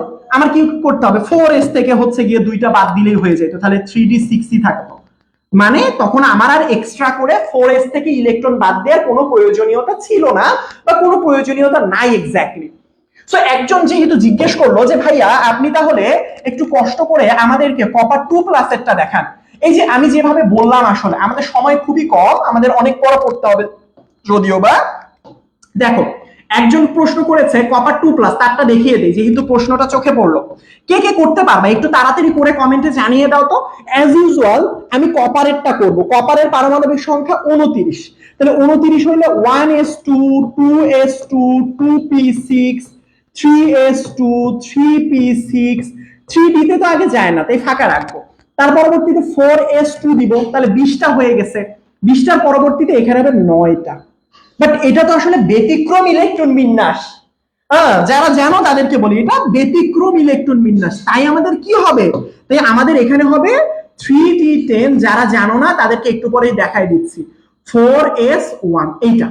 এখন এখান থেকে 2- মানে কি? 2- মানে হচ্ছে 2টা ইলেকট্রন আমার বাদ দিতে হবে। কি দিতে হবে? 2টা ইলেকট্রন আমার এখান থেকে বাদ দিতে হবে। সো 2টা ইলেকট্রন বাদ মানে কি? সর্বশেষ এখান থেকে একটা বাদ, আর এখান থেকে এখানে তো সর্বশেষ থেকে একটাই আছে, একটাই বাদ দিতে পারো, এর বেশি তো আর বাদ দিতে পারো না। এর বেশি তো আর বাদ দিতে পারো না। বাদ দিতে পারো? উত্তর হচ্ছে না। তার পরবর্তীতে এখান থেকে কি আর একটা এখান থেকে, তার আগে শক্তি স্তর থেকে বাদ দিতে হবে, এখান থেকে বাদ দিবা। তাহলে এখানের মধ্যে কি হবে? 3d9 4s0। আর অ্যাজ ইউজুয়াল এদের ইলেকট্রন বিন্যাসটা এখানে হবে, এগুলো তো কোনো চেঞ্জ হয় না। তাহলে এটা কি হবে? কপার 2+। এই তোমরা পারবা? তোমরা পারবা বলো? তোমরা কি পারবা? পারবা বলো? এরকম ইলেকট্রন বিন্যাস দিলে তোমরা বাসার মধ্যে ট্রাই করবা না, তোমরা গ্রুপে দিবা কপার 6+, দেখি কে পারো। ম্যাঙ্গানিজ 2+, তারপরে হচ্ছে সালফার 2-, তারপরে হচ্ছে ক্যালসিয়াম 2+, দেখি না কে কে পারো। ক্লোরিন -, নাইট্রোজেন 3-, এইগুলো একটু লিখে নাও, এগুলো একটু গ্রুপে করে দিয়ে দিবা তো নিজেদের। আমি বলবো না, জিজ্ঞাসা করবো না, একটু নিজের করো, যে পরীক্ষা কাছাকাছি করো নিজে নিজে, গ্রুপে দাও। আমি না থাকলে দেখবা তোমার মতো তোমার ফ্রেন্ডরা দিবে, তোমাদের বড় ভাইরা উত্তর দিবে। বুঝতে পেরেছো আমার কথা? বুঝতে পেরেছো আমার কথা? বুঝতে পারছো? দেখো, উপশক্তি স্তরের ধারণাতে প্রথমে মনে রাখবা উপশক্তি স্তরের ধারণা মানে কি বুঝাইছে। উপশক্তি স্তরের ধারণা যাই, আমাদের হাতে সময় খুবই কম, 15 মিনিট সময়ে শেষ করতে হবে ইনশাআল্লাহ। দেখো, উপশক্তি স্তরের ধারণা মানে হচ্ছে এস পি ডি এফ, এদেরকে বোঝানো হয়েছে। এটা একটু কম সময়ে বুঝাই দেই। দেখো, সব সময় মনে রাখবা এন এর মান যদি ধরো 1 হয়, এই উপশক্তি স্তরকে এল দিয়ে প্রকাশ করতে হয়। এন এর মান 2 হতে পারে, এন এর মান 3 হতে পারে। বুঝো, ভালো করে বুঝো। এখানের মধ্যে আমি একটু টান দিয়ে রেখে দেই, উপশক্তি স্তরের ধারণাটা একটু বুঝো। দেখো, যারা যারা পারো নাই, দেখো এটা হচ্ছে প্রধান শক্তি স্তর, এটা হচ্ছে শক্তি স্তর, এটা হচ্ছে এন হচ্ছে শক্তি স্তর, এন হচ্ছে কি শক্তি স্তর, এন কি শক্তি স্তর এর ভিতরে, অর্থাৎ ধরো এটা হচ্ছে এই যে এইটা হচ্ছে এন, এটা হচ্ছে এন সমান সমান 1, এর ভিতরে ইলেকট্রন কিভাবে থাকে সেটাকে প্রকাশ করে যেটা দিয়ে এল, এটাই হচ্ছে উপশক্তি স্তর। এটা কি, এটা হচ্ছে উপশক্তি স্তর। সো আমার যখন এই উপশক্তি স্তরের ধারণা আসবে সবসময় মনে রাখবা, সবসময় মনে রাখবা এন এর মান 1 হলে এল এর মান হবে 1 কম। কি কম? মনে রাখবা 1 কম হয়, 1 কম। তাহলে একটা জিনিস দেখো, এন এর মান যদি 2 হয় এল এর মান কত হবে? 1 কম, মানে 1। বাট মনে রাখবা 1 যে কম হবে 0 থেকে 1 কম, অর্থাৎ 0,1। যদি 3 হয় তাহলে আমরা কি করব? এল এর মান 1 কম অর্থাৎ 2, কিন্তু 0 থেকে 2, 0 1 2। সেম একই ভাবে আমি যদি এখানের মধ্যে এন এর ভ্যালু 4 বসাতাম, এন সমান সমান 4, এল এর ভ্যালু হতো, সবসময় মনে রাখবা এল এর ভ্যালু হইতো 1 কম, মানে এন এর উপর ডিপেন্ড করে। কি হবে বলতো? 1 কম, এটা থেকে 1 কম, এটা থেকে 1 কম। তো এটা থেকে 1 কম মানে কি 3 না? 3 দিলাম, তাহলে 0 থেকে 1 কম, 0 1 2 3। ক্লিয়ার? ক্লিয়ার? বুঝতে পেরেছো? বুঝতে পেরেছো? সবসময় মনে রাখবা এল এর মান হতে পারে 0 1 2 3। মনে রাখবা এল এর ভ্যালু এই চ্যাপ্টার মধ্যেই থাকবে। কখনো 0 হলে হয়ে যায় এস অরবিটাল, মনে রাখবা 1 হলে হয়ে যায় পি অরবিটাল, 2 হলে হয়ে যায় ডি অরবিটাল, 3 হলে হয়ে যায় এফ অরবিটাল। এইটা একটু মনে রাখতে হবে, খুবই গুরুত্বপূর্ণ, মারাত্মক লেভেলের গুরুত্বপূর্ণ, যে আমার এল এর ভ্যালুটা 0 1 2 3 হতে পারে। তার মানে যখন তোমার কখনো পরীক্ষার মধ্যে যদি চলে আসে এন এর ভ্যালু 0, এন এর ভ্যালু 1, এন এর ভ্যালু 2, কিচ্ছু ঘাবড়াবা না, কিচ্ছু ঘাবড়াবা না। লিখবা এস পি ডি এফ 0 1 2 3। আবারও ভুলে গেছো, লিখো এস পি ডি এফ 0 1 2 3, এভাবে পড়বা। 0 থেকে শুরু, সংখ্যা তো শুরু হয় ধনাত্মক সংখ্যা ধরো 0 থেকে, তাহলে দেখো এটা কিসের মান? এল এর মান। বুঝতে পারছো? 0 1 2 3। তার মানে এখানে মাঝে মাঝে আসে 2D অরবিটাল সম্ভব না, কেন আসে না? 2D নাই কেন? 2D নাই কেন? অর্থাৎ 2D অথবা 3F নাই কেন? উত্তরটা এখানে দেখো। এখানে যদি n এর মান 1 হয় তাহলে আমি এখানে 1 লিখতে পারি, দেখো এখানে আমি 1 লিখবো। এই 0 মানে কি? 0 মানে অলরেডি পড়ছি না, 0 মানে s অরবিটাল, তাহলে 1 এর শেষে শুধু s থাকবে। আরে n এর মান 1 হইলে তো l এর মান কত হয়? 0 হয়। বাট আমার যদি 1p হতে চায়, 1 যদি আমি p করতে চাই, p করতে গেলে তো l এর ভ্যালুটা 1 দরকার, 1 দরকার। বাট n 1 হলে l এর ভ্যালু 0 এর বেশি হতে পারে না। সেম একই ভাবে এখানের মধ্যে এইটা মানে কি? এটা হচ্ছে s অরবিটাল, এটা মানে কি? এটা হচ্ছে p অরবিটাল। তাহলে 2 মানে কি? 2 তে 2s আছে, 2p আছে, 2d নাই কেন? কারণ d হইতে l এর ভ্যালু 2 লাগে, কিন্তু n এর ভ্যালু 2 হলে l এর ভ্যালু আসলে 2 সম্ভব না। সেম এই যে দেখো, এটা যদি 3 হয়, s মানে কি? 0 মানে কি s, 1 হইলে p, 2 হইলে d। তাহলে আমরা এখানে কি বলতে পারি বলতো? কি বলতে পারি? 3s 3p 3d। এটা 3f কেন সম্ভব না? এভাবে দেখাই দিবা, কারণ f হওয়ার জন্য l এর ভ্যালু 3 থাকতে হয়, কিন্তু n এর ভ্যালু 3 থাকলে এটা f সম্ভব হয় না। পরীক্ষায় খুবই আসে। যদি আমার এটা হয় তাহলে এটা হচ্ছে s p d f। তাহলে এই যে দেখো 4 এর ক্ষেত্রে 4s 4p 4d 4f হয়। তার মানে কেন আসলে কোনটা ক্ষেত্রে 2d নাই কেন? প্রশ্নে দেখো 2d নাই কেন? d হওয়ার জন্য l এর ভ্যালু 2 প্রয়োজন, তাহলে 2 প্রয়োজন। এল এর ভ্যালু তো 2, এন এর মান 2 হইলে তো এল এর মান 2 সম্ভব না, কখনোই সম্ভব না, কখনোই সম্ভব না। টানা কথা বলতে বলতে অবস্থা খারাপ, টাইম একটু পানি দিবা? তো দেখো ভালো করে খেয়াল করো, সেটা হচ্ছে প্রত্যেকটার ক্ষেত্রে যদি খেয়াল করো এভাবে ব্যাখ্যা করতে হবে বাবা, এভাবে ব্যাখ্যা করতে হবে। তোমরা বুঝতে পারছো? তোমরা বুঝতে পারছো? হ্যাঁ সর্ব। তো দেখ প্রত্যেকটা ক্ষেত্রে তোমরা বুঝতে পারছো? ক্লিয়ার? ক্লিয়ার? আমার কিন্তু ঘাম ঝরে গেছে, বুঝছো কিন্তু? না না, বুঝতে পারছো আমার কথা?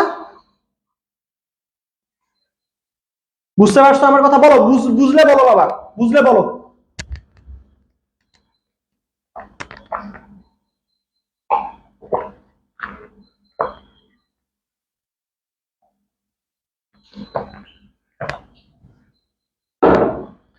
চলো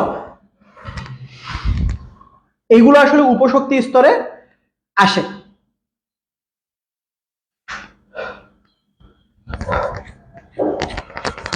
ঠিক আছে, এগুলো মনে রাখবা। পরমাণুতে ইলেকট্রন বিন্যাস নীতি, ইলেকট্রন বিন্যাস নীতি মানে ব্যতিক্রম। এই যে দেখো, সবসময় মনে রাখবা, সবসময় মনে রাখবা, শক্তির হিসাব করতে বলে, বলে 3p 4s 3d, এদের শক্তি বের করো। কি বের করো? শক্তি বের করো। সব সময় মনে রাখবা, সব সময় মনে রাখবা, আমাকে যখন শক্তি বের করতে বলবে, আই রিপিট, আমাকে যখন ওরা শক্তি বের করতে বলবে, তখন মনে রাখবা শক্তি সূত্রটা কি, n প্লাস এল, মানে শক্তি স্তর, শক্তি স্তর, এটার সাথে যদি আমি উপশক্তি স্তরের মানটা যোগ করতে পারি, উপশক্তি স্তরের মানটা যোগ করতে পারি, তাহলে এখানে কি হবে, তাহলে এখানে কি হবে, এটা আমি শক্তি পাবো। যেমন এখানের মধ্যে দেখো, এটার ক্ষেত্রে এটাতে কি যোগ করতে হবে, n প্লাস এল এর মান, এখানে কি করতে হবে, n প্লাস এল এর মান, এখানে কি করতে হবে, n প্লাস এল এর মান। এখন আমাকে একটা কথা বলে দাও তো তুমি, এই যে এইটা যে দেখতে পাচ্ছ সামনের সংখ্যাটা, এই সামনের সংখ্যাটা সবসময় হয় n এর মান, সবসময় হয় n এর মান, সবসময় হয় n এর মান, আর এই যে এইটা হয় হচ্ছে l, এই এটা হচ্ছে l, এটা হচ্ছে l। তার মানে আমি এখানে n এর মান কত ধরবো, 3, যোগ l এর মানটা কত, l এর মান p, আমি বলছি না s p d f, l এর মানে এমনি ধরবা 0 1 2 3, এমনি হিসাব করবা। চলো এবার আমরা হিসাবের মানটা বসাই। p এর মান কত হয়, l এর মান 1, তাহলে 1, তাহলে এটা টোটাল ভ্যালু কত, 4, পাইলাম একটা ভ্যালু, ভালো কথা। এখানে এটার মান কত, এটার মান হচ্ছে n এর মান 4, s আছে, s এ l এর মান কত, 0, তাহলে দাও 0, তাহলে এটার ভ্যালু কত বলো তো, 4। দেখো তার পরবর্তীতে দেখো 3, এটা n এর মানটা কত হবে বলো তো বাবা, 3, তাহলে এখানে কি d দিছি না, d হইলে কত বলে, 2 বলে, তাহলে এখানে আমি দিব 2, অর্থাৎ এখানের ভ্যালু হচ্ছে 5। অর্থাৎ আমি যে এখানের মধ্যে শক্তিগুলো বের করলাম, দেখো দেখো, একটা শক্তি 4 4 5। এখন আমাকে যদি বলে শক্তি কার বেশি, ইলেকট্রন বিন্যাস নীতিতে আগে যেখানে কম শক্তি থাকে সেখানেই ইলেকট্রন প্রবেশ করে। তো আমরা প্রথমে একটা কাজ করি, শক্তি কার বেশি, শক্তি কার বেশি, শক্তি কার বেশি, কি বলছি বাবা, শক্তি কার বেশি।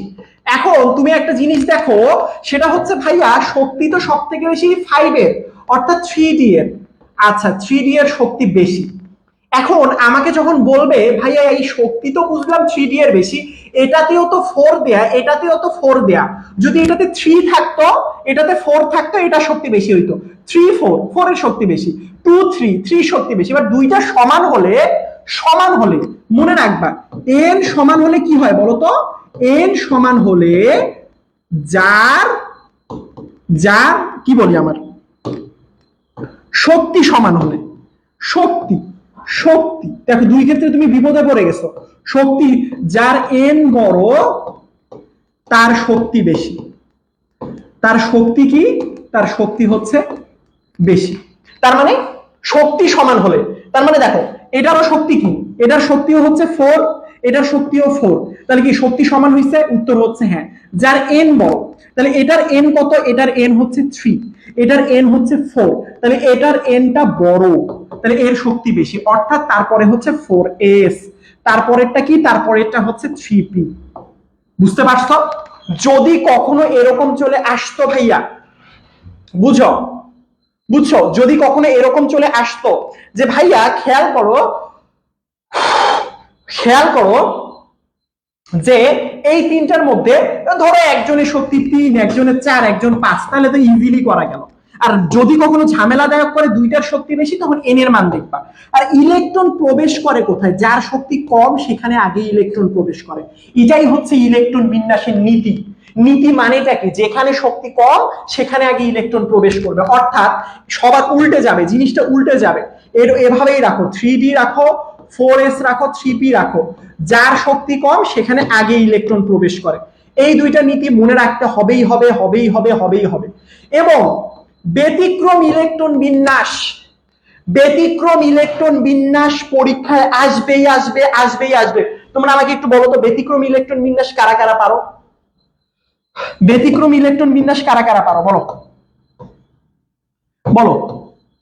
ব্যতিক্রম ইলেকট্রন বিন্যাস কে কে প্রদর্শন করে বলো দেখি। তোমরা তো এত বড় হয়ে গেছো, তোমাদের পারা কথা। একটা হচ্ছে কপার, একটা হচ্ছে ক্রোমিয়াম। পারো তোমরা? তোমরা পারো, পারা উচিত, খুবই গুরুত্বপূর্ণ। সিকিউ এর জন্য এই দুইটা খুবই গুরুত্বপূর্ণ। তোমরা এখন যেটা করবা, তোমরা তো এখন বলবাই জি ভাইয়া পারি, ক্রোমিয়াম আর কপারেরটা পারি। এটা পারা উচিত, এটা পারা উচিত, খুবই ইজি একটা ইলেকট্রন বিন্যাস।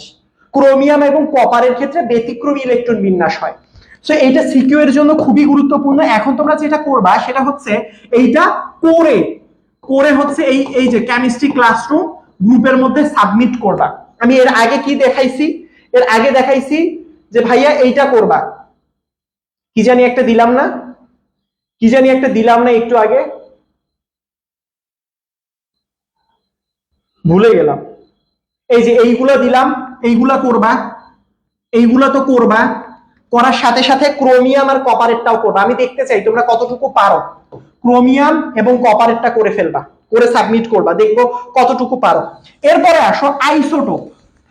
ব্যতিক্রমটা দেখাইলাম না বাবা, কিন্তু এটা খুবই ইম্পর্টেন্ট, খুবই খুবই ইম্পর্টেন্ট। আমাদের সময় কম, এটা আমি আশা করি তোমরা পারো, আশা করি তোমরা পারো, বুঝছো?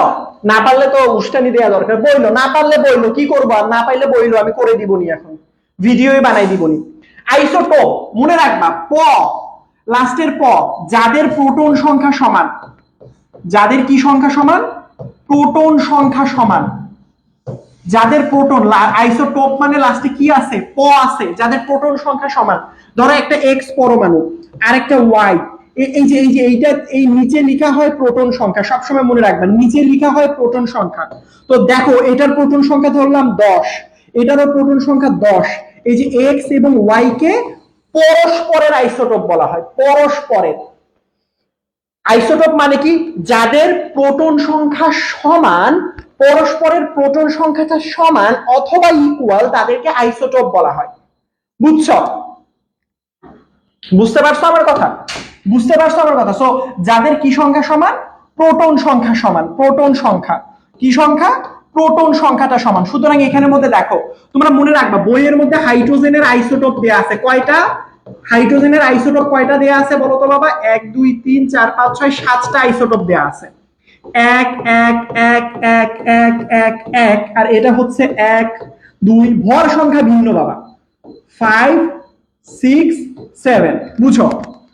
এই যে দেখো প্রত্যেকটা, দেখো এই যে প্রথম প্রত্যেকটার যদিও বা প্রোটন সংখ্যা সমান, এই যে দেখো একটা দুইটা তিনটা, এই যে দেখো এই যে সবগুলোর 1 1 1 1, সবগুলোর প্রোটন সংখ্যা সমান। তাহলে এই তিনটা আসলে, এই তিনটা হাইড্রোজেনের টোটাল আইসোটোপ 7টা। এটা এমসিকিউ এ খুবই আসে, এমসিকিউ তে খুবই আসে। হাইড্রোজেনের টোটাল আইসোটোপ কয়টা? 7টা। 7টার মধ্যে প্রকৃতিতে পাওয়া যায়, প্রকৃতিতে পাওয়া যায় হচ্ছে 3টা। কয়টা? উত্তর হচ্ছে 3টা। বাকি 4টা কোথায় পাওয়া যায় তাহলে? এটা হচ্ছে ল্যাবে তৈরি করা হয়। এইগুলো একটু এমসিকিউ এর জন্য ইম্পর্টেন্ট, মনে রাখবা, খুবই গুরুত্বপূর্ণ। ভর সংখ্যা সমান হইলে আইসো বার বলা হয়। আচ্ছা, একজন যেহেতু প্রশ্ন করছো, যদি কখনো ভর সমান, আইসো বার, আইসো বার লাস্টে কি বর্ষণ্যরা না? যদি কারো পরস্পরের ভর সংখ্যা সমান হয় তাহলে বলা হয় আইসো বার। আরেকটা আছে আইসোটোন, আইসোটোন, টোন মানে কি, লাস্টে কি আছে? দন্তন্য। দন্তন্য মানে কি সংখ্যা সমান? নিউট্রন সংখ্যা সমান, নিউট্রন সংখ্যা সমান। এইগুলো একটু, আমি আশা করি তোমরা ভর সংখ্যা এবং নিউট্রন সংখ্যা বের করতে পারো, আই হোপ তোমরা বের করতে পারো। এগুলো খুবই ইম্পর্টেন্ট এমসিকিউ এর জন্য। এছাড়া বইয়ের মধ্যে এরকম একটা জিনিস দেখবা, বইয়ের মধ্যে দেখবা প্রোটিয়াম, তার পরবর্তীতে ডিউটেরিয়াম, এগুলো খুবই এমসিকিউ এর জন্য মারাত্মক ইম্পর্টেন্ট বাবা। যে প্রোটিয়ামে প্রোটন সংখ্যা কয়টা, ভর সংখ্যা কত, মানে এই যে প্রথমটাকে বলা হয় প্রোটিয়াম, এই যে এইটাকে বলা হয় প্রোটিয়াম, এটাকে বলা হয় ডিউটেরিয়াম, এটাকে বলা হয় টিট্রিয়াম। তো আমরা কি এখান থেকে দেখো, এটা যদি প্রোটিয়াম হয় তাহলে এটার প্রোটন সংখ্যা কয়টা? পি, প্রোটন সংখ্যা একটা। তারপরে এর ভর কত? ম্যাস, এম এর ভ্যালু হচ্ছে 1। এটার ইলেকট্রন কয়টা? ইলেকট্রন সংখ্যা 1। এখানে নিউট্রন সংখ্যা কত? নিউট্রন মানে কি, ভর সংখ্যা থেকে প্রোটন সংখ্যা বিয়োগ দিতে হবে। তাহলে দুইটা যদি বিয়োগ করি এখানে মান আসে 0।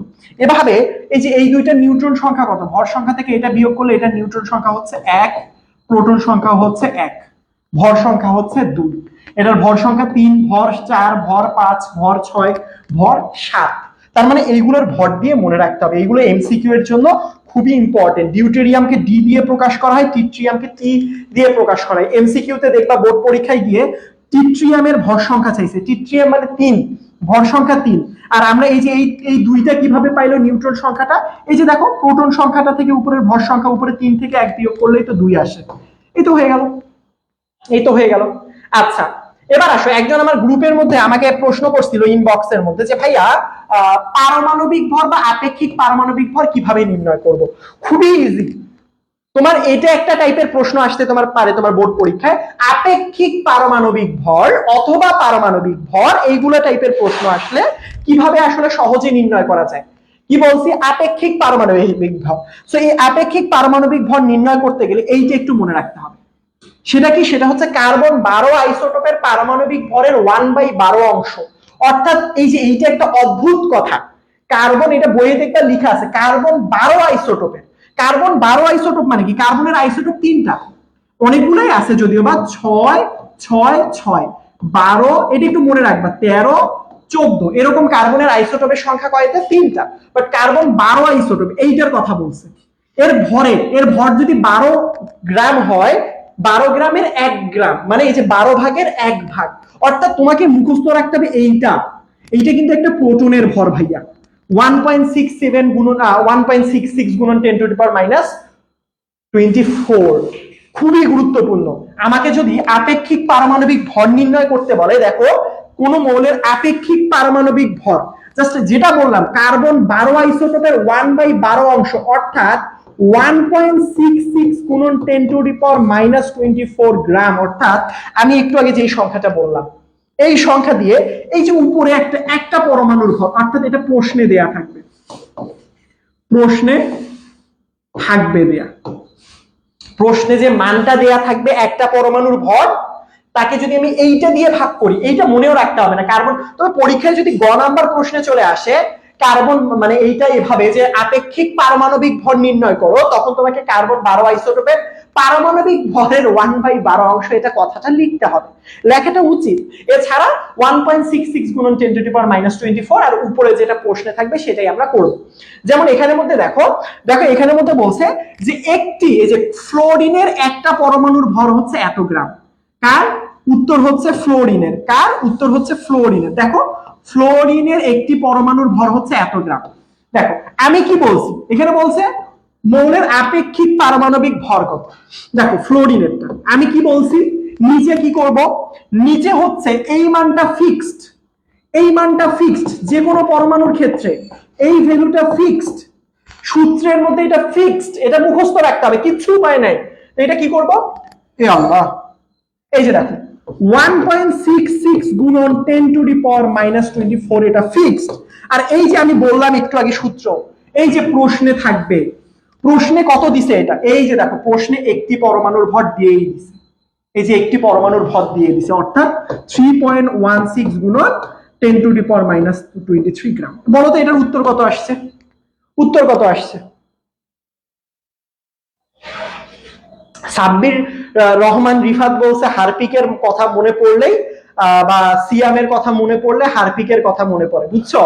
সো হয়তোবা তোমাদের রিফাত ভাইয়া এবং সিয়াম ভাইয়া মোজো না পেয়ে হারপিক খেয়ে ফেলছিল কিনা আমি জানি না।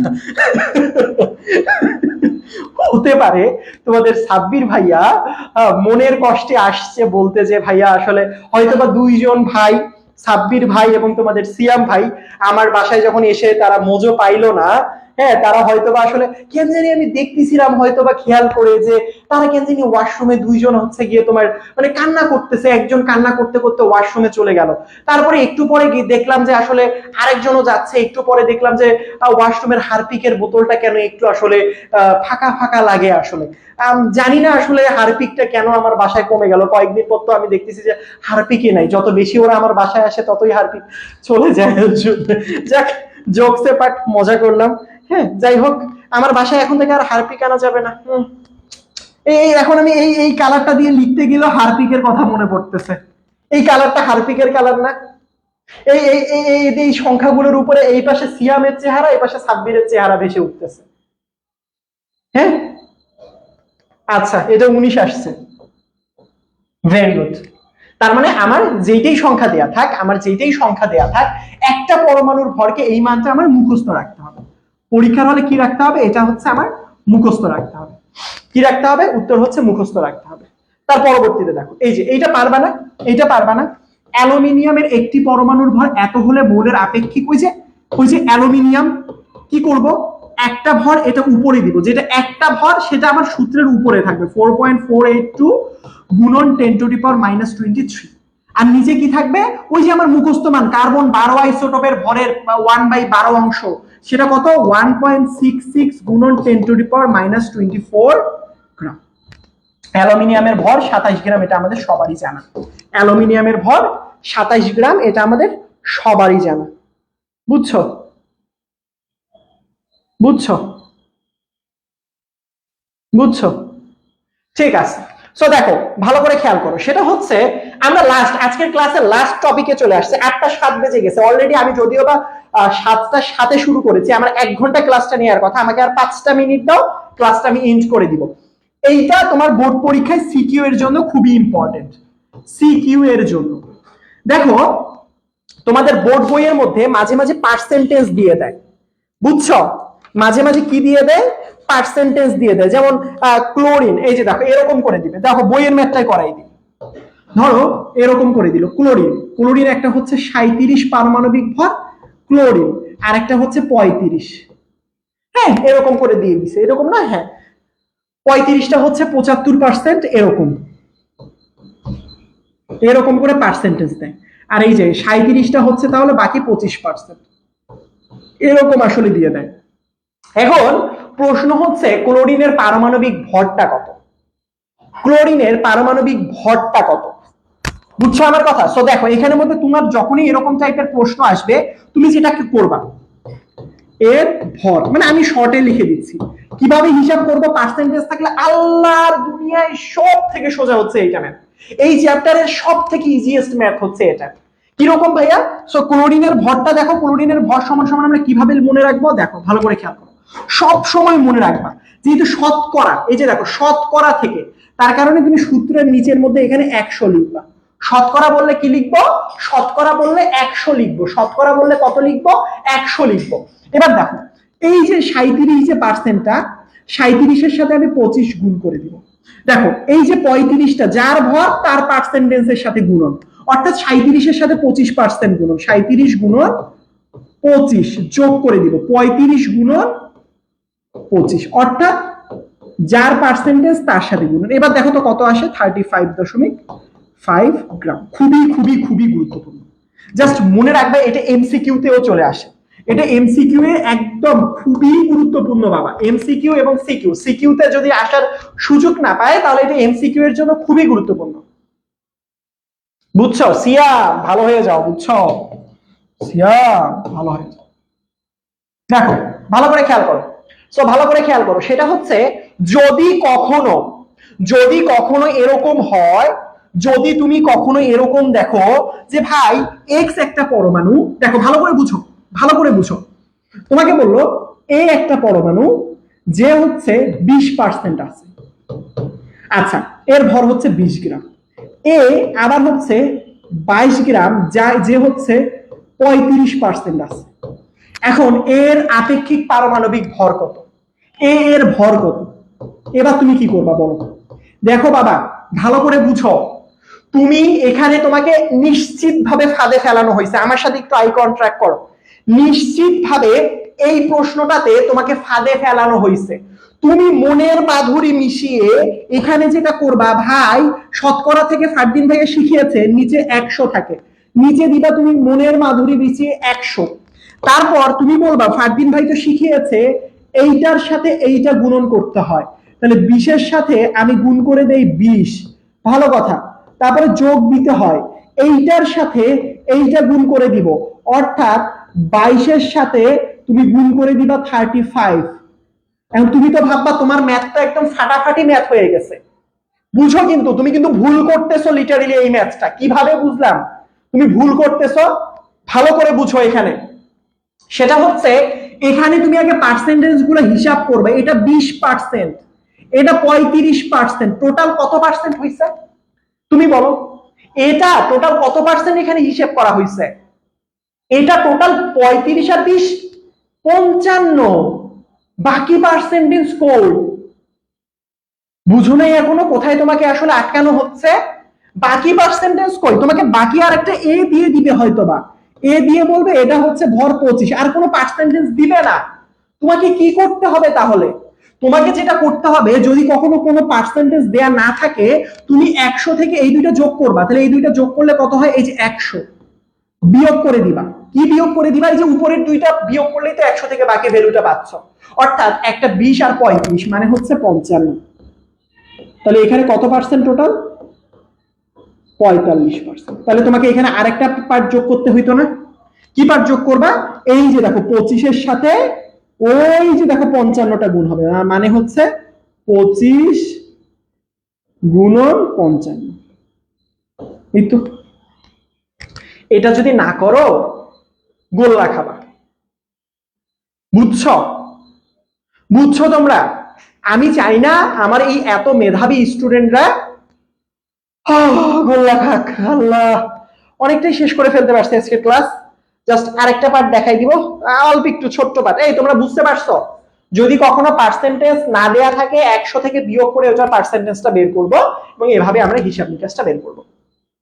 দেখো, মাঝে মাঝে লাস্ট একটা পার্ট, মাঝে মাঝে দেখবা, ধরো কপার, যেমন প্রশ্নের মধ্যে দিছে কপার, এর পারমাণবিক ভর দিয়ে দিছে। ভর দিয়ে দিছে কত? 63.5 গ্রাম। এখন এখানে এরা জিজ্ঞেস করছে দুইটা জিনিস দিছে।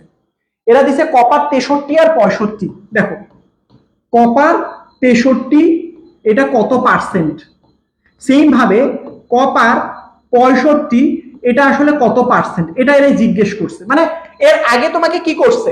এর আগে তোমাকে ভরটা বের করতে বলছে, এবার তোমাকে প্রশ্নের মধ্যে ভরটাই দিয়ে দিছে। অর্থাৎ তোমরা যদি খেয়াল করো, এখানে ওরা ভরটাই দিয়ে দিছে। এই যে দেখো, ভরটা দিয়ে দিছে। সো যেহেতু এখানের মধ্যে ভরটা দিয়ে দিছে, আই রিপিট বাবা, যেহেতু এখানে ভরটা দিয়ে দিছে এরা, তাহলে এখানের মধ্যে ভালো করে বুঝো তো, যেহেতু তোমার এখানে ভরটা দিয়ে দিছে, এখানের মধ্যে পার্সেন্টেজ চাইছে না, তাহলে তুমি কি করবা? তুমি একটার পার্সেন্টেজ ধরে নিবা, যে ভাইয়া আমি একটার পার্সেন্টেজ x% ধরে নিব। বাকি দুইটাই তো, বাকিটা 100 থেকে বিয়োগ করলেই হয়ে যাবে। 100 বিয়োগ x%, এটা তো আমরা জানি। একটা 100-র মধ্যে যদি একটা x হয়, একটা যদি 5 টাকা হয়, বাকিটা তো 100 থেকে বিয়োগ করলেই পেয়ে যায়, তাই না?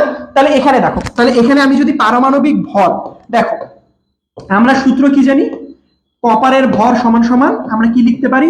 নিচে সূত্রের 100, এখানে কি হবে? 63-র সাথে x% গুণ যাবে। অর্থাৎ আমরা তো জানি 63 গুণন x মানে 63x, যোগ এইটার সাথে 65-র সাথে এটা গুণ যাবে, 65-র সাথে 100 গুণ যাওয়া মানে 6500, এই মাইনাস 65x। তোমরা কি বুঝতে পারছো? তোমরা কি বুঝতে পারছো কপারের ভর কত? কপারের ভরটা হচ্ছে 63.5। তাহলে এই 100টা এই পাশে চলে আসলে এটা হচ্ছে 100। বললো না এবার যে ভাই সাইড চেঞ্জ করতে পারি না, মাইনাস 65x। তাহলে এখানের মধ্যে থেকে কি পাবো আমরা? এখান থেকে আমরা পাবো হচ্ছে 6350 সমান সমান মাইনাস 2x প্লাস হচ্ছে 6500। তাহলে আমরা সাইড চেঞ্জ করলে 2x সমান সমান হচ্ছে কত হবে? 150 মনে হয়। x এর ভ্যালু কি এত বেশি আসে? 75%। আচ্ছা ঠিক আছে, 75%। তার মানে আমরা কি বুঝলাম? আমরা বুঝলাম কারটা 75% আসছে। তুমি যে x ধরে নিছো কপার, এই যে দেখো কপার কি তুমি x ধরে নিছো, তাহলে কপারটা বের হইছে। এই যে দেখো কপার তাহলে কত? কপার 63 কত পার্সেন্ট? 75%। তাহলে কপার 65 কত আসবে? 65 কত আসবে? তাহলে আমাকে কি করতে হবে? 100 থেকে x মানে 75 বিয়োগ করে দিতে হবে। 75 কি করতে হবে? বিয়োগ করে দিতে হবে। তাহলে কত পার্সেন্ট আসবে? 25%। ও শেষ শেষ শেষ শেষ, আজকের ক্লাস শেষ। আমি তোমাদের কাছে কয় মিনিট বেশি নিছি? 7 মিনিট বেশি নিছি। সরি বাবা, আমার দায়িত্ব ছিল পুরো চ্যাপ্টারটা একবার ওভারভিউ দিয়ে দেয়া। তবে এই চ্যাপ্টারের সব থেকে one of the most important part, যেটা ছিল কপার এবং ক্রোমিয়ামের ইলেকট্রন বিন্যাস, দেখিয়ে দেইনি কারণ এটা তোমরা পারো। এই যে দেখো, আইসোটোপের ব্যবহার নিয়ে কথা বলা হয়নি। আইসোটোপের ব্যবহার সিকিউ এর জন্য, সিকিউ এর জন্য বুঝো, সিয়াম যতটা না হারপিক পছন্দ, মানে কি বলি, মোজো পছন্দ করে, হ্যাঁ সাব্বির যতটা না, সাব্বির, শফিক, আদিত্য, আবির এরা যতটা না কেক পছন্দ করে, তার থেকে বেশি টিচার পছন্দ করে আইসোটোপের ব্যবহার থেকে সিকিউ প্রশ্ন ঘ নাম্বারে দিয়ে দিতে। তাই আমি বলবো তোমরা এই চ্যাপ্টারের এই যে থিওরি, চিকিৎসা ক্ষেত্রে আইসোটোপের ব্যবহার, কৃষি ক্ষেত্রে আইসোটোপের ব্যবহার, বিদ্যুৎ উৎপাদনে আইসোটোপের ব্যবহার মুখস্থ করে ফেলো। মুখস্থ করো, সেফ জোনে চলে যাও। মুখস্থ করো, সেফ জোনে চলে যাও। এইটা পরীক্ষা আসবে। আরেকটা লাস্ট, আমি আল্লাহ কিরকম যে বোঝা যাচ্ছে, আমি তো সরাসরি বইটা টাইপিং করার সময় পাইনি। তো দেখো, এইটা একটু হোমওয়ার্ক লিখে নাও। এইটা এইচডব্লিউ থাকলো, তোমরা দেখি কে কে এই যে এতক্ষণ তো ক্লাস করলা, তোমরা তো কিছুদিন পর পরীক্ষা দিবাই বাবা, এটা একটু না দেখে দেখো তো পারো কিনা। প্রথম প্রশ্ন, আইসোটোপ কাকে বলে? আজকের ক্লাসে পড়ানো হয়েছে, হ্যাঁ M16 আর 8 M8 পরস্পরের আইসোটোপ কেন পড়ানো হয়েছে? হ্যাঁ পড়ানো হয়েছে ভাইয়া। তার পরবর্তীতে দেখো, কি ব্যাপার, আমি কি আটকাই গেছি নাকি? আমি কি কোনোভাবে আটকাই গেছি? আমি কি কোনোভাবে আটকাই গেছি বাবা? না চলতেছে, আমার ল্যাপটপ আটকাই গেছে। যাই হোক, যাই হোক, দেখো তার পরবর্তী, এ মৌলের আপেক্ষিক পারমাণবিক ভর নির্ণয়, পার্সেন্টেজ দেয়া আছে, এ 63, এ 65। এ কত? এ হচ্ছে 63। যারা বুঝতে পারতেছো না, একটা এ হচ্ছে 63 আর একটা এ হচ্ছে 65 দেয়া আছে, এবং তাদের পার্সেন্টেজ 63 পার্সেন্টেজ হচ্ছে 75 আর 65 এর পার্সেন্টেজ হচ্ছে 25। তো বলছে গ নাম্বার প্রশ্নে এদের পারমাণবিক ভর নির্ণয় করো। ঘ নাম্বারে বলছে এ মৌলের ইলেকট্রন বিন্যাস স্বাভাবিক নিয়ম মেনে চলে না। বুঝতে পারতেছো, এটা ক্রোমিয়াম অথবা কপার হবে। এইটা তোমরা একটু সিকিউটা লিখে কেমিস্ট্রি ক্লাসরুমের মধ্যে সাবমিট করে দাও। সবাই ছবি তুলে নাও, সবাই ছবি তুলে নাও।